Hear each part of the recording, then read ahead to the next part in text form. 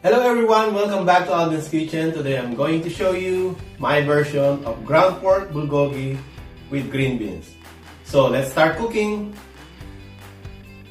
For our ingredients, we need 500 grams ground pork, 2 medium-sized onions, 12 cloves of garlic, 1/2 thumb-sized ginger, 2 chilies, 200 grams green beans, 5 tablespoons of soy sauce, 2 tablespoons of cooking rice wine, spring onion, salt and pepper, and sesame oil. In a bowl, let's mix all the ingredients. I'm going to add ginger, garlic, and onion.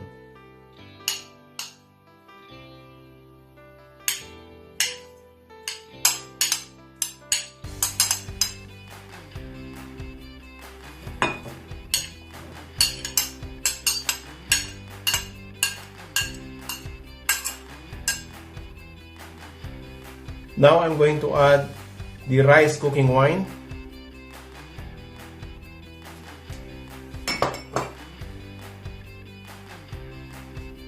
And soy sauce.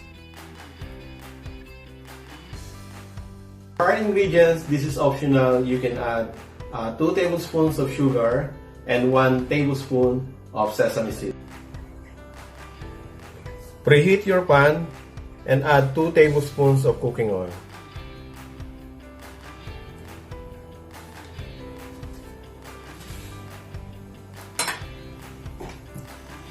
Now I'm going to add my ground pork mixture.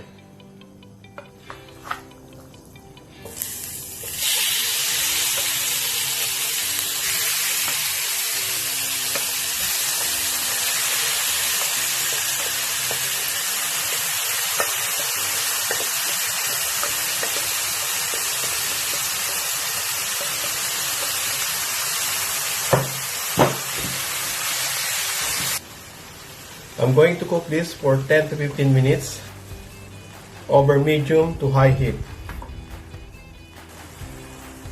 While I'm waiting for this to cook, shout out to Arnel, happy birthday, and shout out to Tita Gaming, Shine Ad, shout out, and shout out to HSDU team, especially to Arthur, congratulations.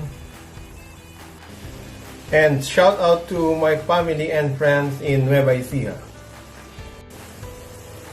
It's almost cooked. I'm going to add sugar,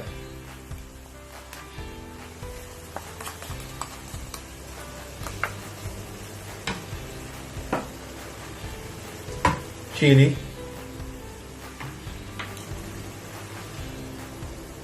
green beans,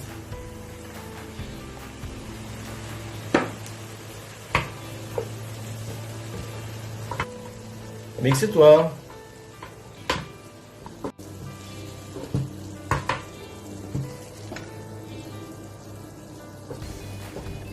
When you hear the sizzling sound, you can add sesame oil.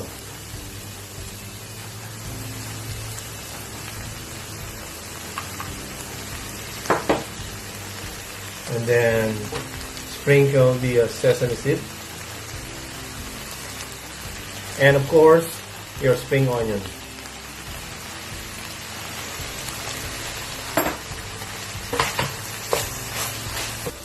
This is done, but if you like, you can add more sesame seeds and spring onions.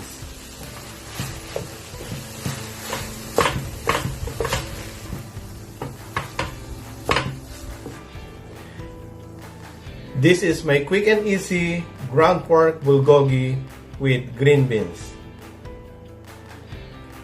Kain po tayo! It's best to eat this with egg. Right?